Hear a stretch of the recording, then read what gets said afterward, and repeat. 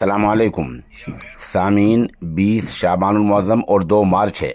ख़बर का उन्वान है कर्नाटक के बेंगलोर में बम धमाका। और इसमें क्या हुआ है, क्या अब तक कोई गिरफ्तारी हुई है? आप पूरी खबर सुनें। कर्नाटक के दारुल हुकूमत बेंगलोर में वाक़े रामेश्वर कैफ़े में 24 घंटे पहले हुए धमाके में कम से कम 10 लोग ज़ख्मी हुए हैं।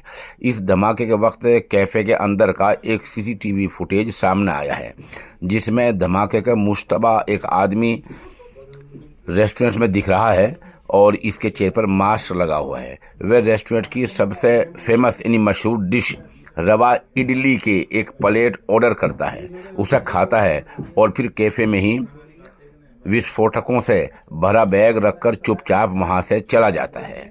अफसरान ने ये जानकारी देते हुए बताया कि मुश्तबा के चेहरे पर मास्क भी लगा हुआ था।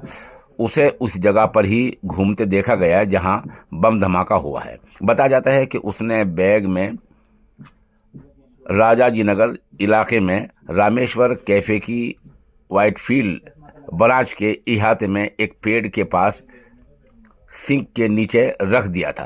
बहरहाल इस तरह के हालात हैं और अब फिलहाल बेंगलोर के बम धमाके में सियासत शुरू हो गई है। एक तरफ बीजेपी ने वहां के वज़ीर-ए-आला से इस्तीफ़ा मांगा है, तो वज़ीर-ए-आला ने साफ कहा है कि किसी भी गुनहगार को बख्शा नहीं जाएगा। आप हमारे साथ बने रहें, खबर शाम तक जैसे अपडेट होती है वो हम आपको बतलाएंगे। तो हम इतना बतला दें कि बम धमाका जो हुआ है, जो उसमें ज़ख्मी हुए हैं, उनमें से किसी की हालत कोई ज़्यादा गंभीर नहीं है।